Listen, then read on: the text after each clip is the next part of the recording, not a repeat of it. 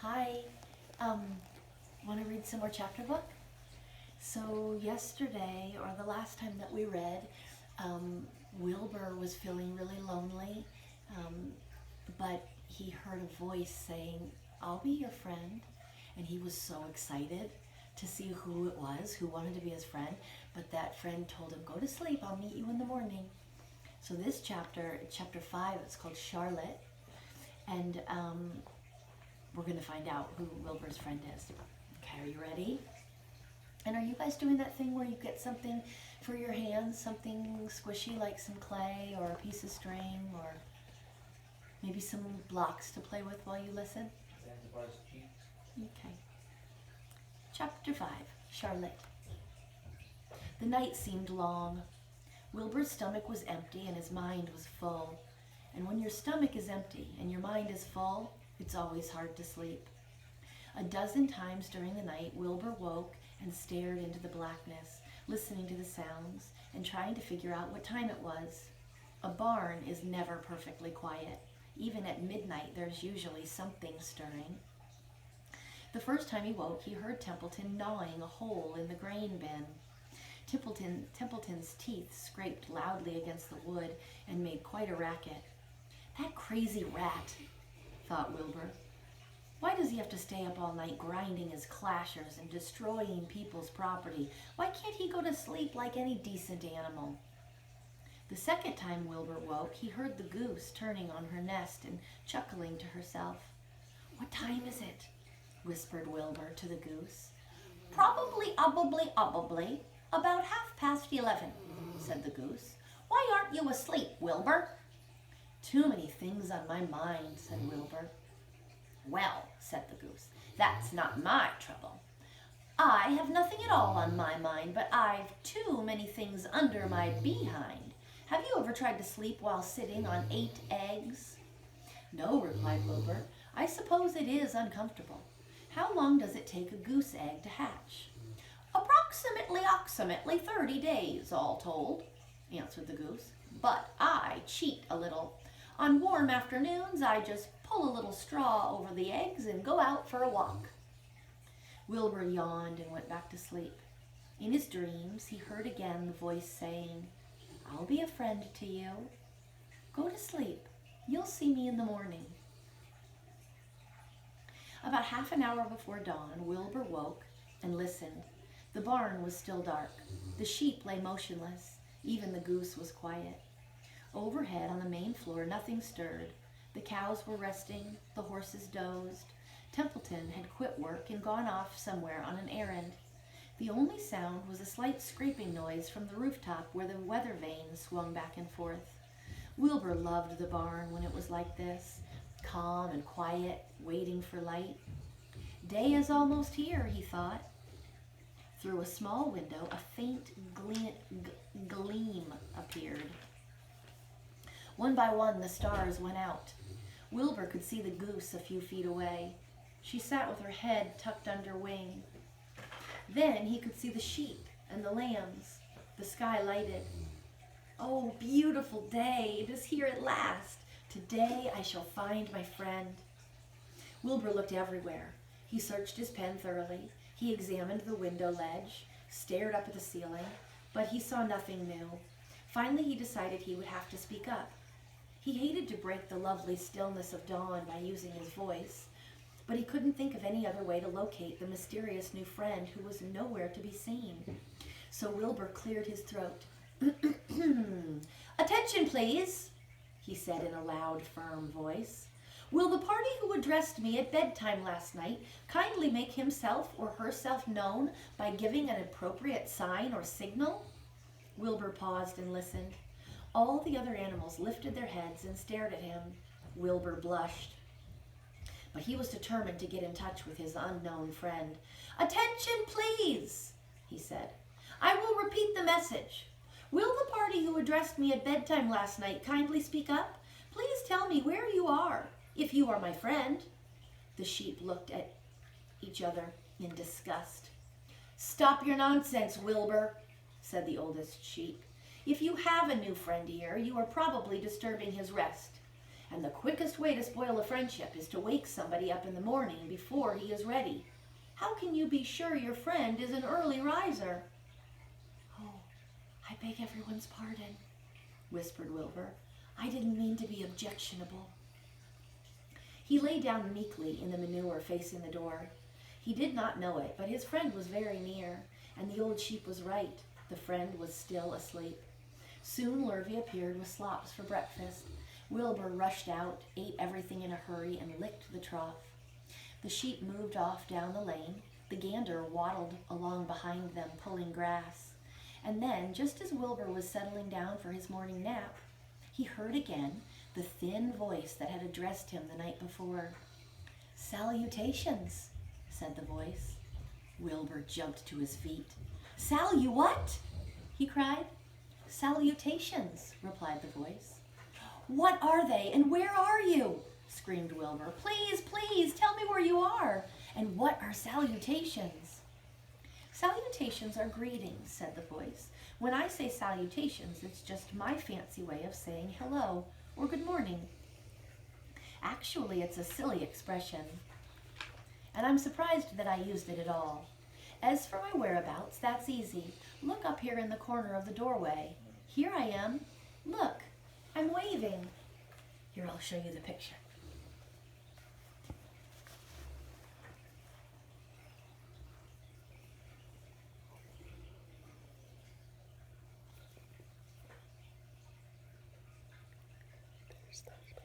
There's the spider right there.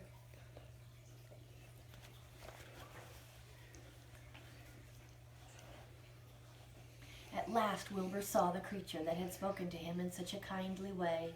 Stretched across the upper part of the doorway was a big spider web, and hanging from the top of the web, head down, was a large gray spider. She was about the size of a gumdrop.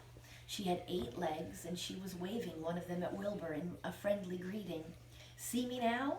she asked. "Oh, yes, indeed," said Wilbur. "Yes, indeed. How are you? Good morning. Salutations. Very pleased to meet you. What is your name, please? May I have your name?" "My name," said the spider, "is Charlotte." "Charlotte what?" asked Wilbur eagerly. "Charlotte A. Cavatica." That's a hard word to say. I bet it's a kind of spider. "But just call me Charlotte." "Oh, I think you're beautiful," said Wilbur. "Well, I am pretty," replied Charlotte. "There's no denying that. Almost all spiders are rather nice looking. I'm not as flashy as some, but I'll do. I wish I could see you, Wilbur, as clearly as you can see me." "Why can't you?" asked the pig. "I'm right here." "Yes, but I'm nearsighted," replied Charlotte. "I've always been dreadfully nearsighted. It's good in some ways, not so good in others. Watch me wrap up this fly." A fly that had been crawling along Wilbur's trough had flown up and blundered into the lower part of Charlotte's web and was tangled in the sticky threads. The fly was beating its wings furiously, trying to break loose and free itself. "First," said Charlotte, "I dive at him." She plunged head first toward the fly. As she dropped, a tiny silken thread unwound from her rear end. "Next, I wrap him up." She grabbed the fly, threw a few jets of silk around it, and rolled it over and over, wrapping it so that it couldn't move. Wilbur watched. Here's what that looks like.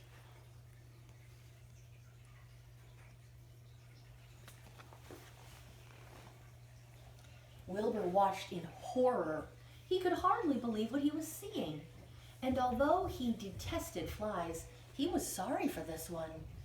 "There," said Charlotte. "Now I knock him out so he'll be more comfortable." She bit the fly. "He can't feel a thing now," she remarked. "He'll make a perfect breakfast for me."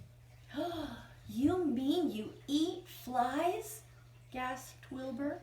"Certainly. Flies, bugs, grasshoppers, choice beetles, moths, butterflies, tasty cockroaches, gnats, midges, daddy longlegs, centipedes, mosquitoes, crickets, anything that is careless enough to get caught in my web. I have to live, don't I?" "Why, yes, of course," said Wilbur. "Do they taste good?" "Delicious. Of course, I don't really eat them. I drink them. I drink their blood. I love blood, said Charlotte, and her pleasant, thin voice grew even thinner and more pleasant. Ew, don't say that, groaned Wilbur. Please don't say things like that. Why not? It's true. I have to say what is true. I'm not entirely happy about my diet of flies and bugs, but it's the way I'm made. A spider has to pick up a living somehow or other, and I happen to be a trapper. I just naturally build a web and trap flies and other insects. My mother was a trapper before me. Her mother was a trapper before her. All of our family have been trappers. Way back for thousands and thousands of years, we spiders have been laying for flies and bugs. It's a miserable inheritance, said Wilbur gloomily. He was sad because his new friend was so bloodthirsty. Yes, it is, agreed Charlotte, but I can't help it. I don't know how the first spider in the early days of the world happened to think up this fancy idea of spinning a web, but she did, and it was clever of her too. And since then, all of us spiders have had to work the same trick. It's not a bad pitch on the whole.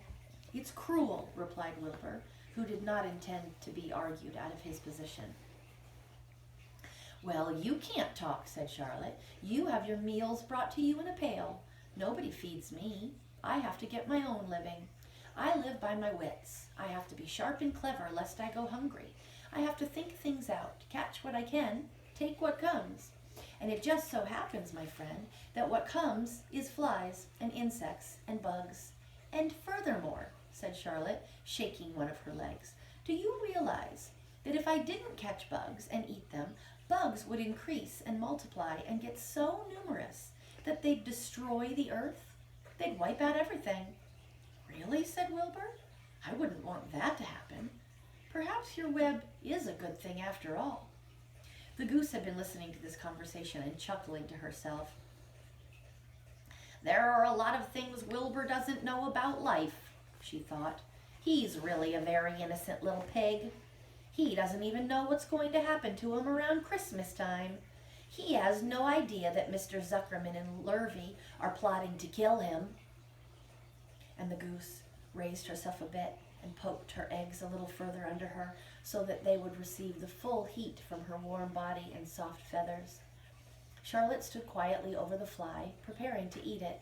Wilbur lay down and closed his eyes. He was tired from his wakeful night and from the excitement of meeting someone for the first time.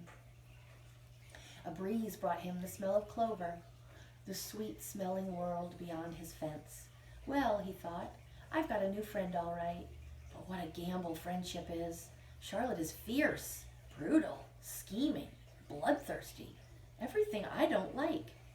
How can I learn to like her, even though she is pretty? And of course clever. Wilbur was merely suffering the doubts and fears that often go with finding a new friend. In good time, he was to discover that he was mistaken about Charlotte. Underneath her rather bold and cruel exterior, she had a kind heart, and she was to prove loyal and true to the very end. I'm thinking about reading one more chapter. 1, 2,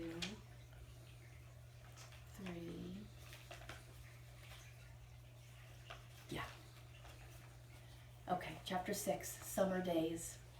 The early summer days on a farm are the happiest and fairest days of the year. Lilacs bloom and make the air sweet and then fade. Apple blossoms come with the lilacs, and the bees visit around among the apple trees. The days grow warm and soft. School ends, and children have time to play and to fish for trouts in the brook. Avery often brought a trout home in his pocket, warm and stiff and ready to be fried for supper. Now that school was over, Fern visited the barn almost every day to sit quietly on her stool. The animals treated her as an equal. The sheep lay calmly at her feet. Around the 1st of July, the workhorses were hitched to the mowing machine, and Mr. Zuckerman climbed into the seat and drove into the field. All morning you could hear the rattle of the machine as it went round and round, while the tall grass fell down behind the clutter bar in the long green swaths. Next day, if there was no thunder shower, All hands would help rake and pitch and load, and the hay would be hauled to the barn in the high wagon, with Fern and Avery riding at the top of the load. Then the hay would be hoisted, sweet and warm, into the big loft, until the whole barn seemed like a wonderful bed of timothy and clover. It was fine to jump in and perfect to hide in, and sometimes Avery would find a little grass snake in the hay and would add it to the other things in his pocket. Early summer days are just a jubilee time for birds. In the fields around the house, in the barn, in the woods, in the swamp, everywhere, love and songs and nests and eggs. From the edge of the woods, the white-throated sparrow, which must come all the way from Boston, calls, "Oh, Peabody, Peabody, Peabody, oh, Peabody, Peabody, Peabody." On an apple bough, the phoebe teeters and wags its tail and says, "Phoebe, Phoebe, Phoebe, Phoebe." The song sparrow, who knows how brief and lovely life is, says, "Sweet, sweet, sweet, sweet, sweet, sweet." If you enter the barn, the swallows swoop down from their nests and scold. "Chicky, chicky," they say. In early summer, there are plenty of things for a child to eat and drink and suck and chew. Dandelion stems are full of milk. Clover heads are loaded with nectar. The Frigidaire is full of ice-cold drinks. Frigidaire is another way of saying refrigerator, or it's a kind of refrigerator. Everywhere you look is life, even the little ball of spit on the weed stalk. If you poke it apart, it has a green worm inside it. And on the under edge of the leaf of a potato vine are the bright orange eggs of a potato bug. It was on a day early in summer that the goose eggs hatched. This was an important event in the barn cellar. Fern was there, sitting on her stool when it happened. Except for the goose herself, Charlotte was the first to know that the goslings had arrived at last. The goose knew a day in advance that they were coming. She could hear their weak voices calling from inside the egg. She knew that they were in a desperately cramped position inside the shell and were most anxious to break through and get out. So she sat quite still and she talked less than usual. When the first gosling poked its gray-green head through the goose's feathers and looked around, Charlotte spied it and made the announcement. "I'm sure," she said, "that every one of us here will be gratified to learn that after 4 weeks of unremitting effort and patience on the part of our friend the goose, she now has something to show for it. The goslings have arrived. May I offer my sincere congratulations?" "Thank you, thank you, thank you," said the goose, nodding and bowing shamelessly. "Thank you," said the gander. "Congratulations," shouted Wilbur. "How many goslings are there?" "I can only see one." "There are 7, said the goose. "Oh, that's fine," said Charlotte. 7 is a lucky number." "Luck has nothing to do with this," said the goose. "It was good management and hard work." At this point, Templeton showed his nose from his hiding place under Wilbur's trough. He glanced at Fern, then crept cautiously toward the goose, keeping close to the well. Everyone watched him, for he was not well liked and not trusted. "Look," he began in his sharp voice, "you say you have 7 goslings. There were 8 eggs. What happened to the other egg? Why didn't it hatch?" "It's a dud, I guess," said the goose. What are you going to do with it?" continued Templeton, his little round beady eyes fixed on the goose. "You can have it," replied the goose. "Roll it away and add it to your nasty collection." Templeton had a habit of picking up unusual objects around the farm and storing them in his house. He saved everything. Certainly, said the gander. "You may have the egg, but I'll tell you one thing, Templeton. If I ever catch you poking your ugly nose around our oslings, I'll give you the worst pounding a rat ever took." And the gander opened his strong wings and beat the air with them to show his power. He was strong and brave, but the truth is, both the goose and the gander were worried about Templeton, and with good reason. The rat had no morals, no conscience, no scruples, no consideration, no decency, no milk of rodent kindness, no compunctions, no higher feelings, no friendliness, no anything. He would kill a gosling if he could get away with it. The goose knew that. Everybody knew that. Here's a picture. So it's got all kinds of people in it. It's got the rat, Templeton, and it's got the goose and the gander, and it's got Fern, and I even see Charlotte in there. And oh, and there's Wilbur.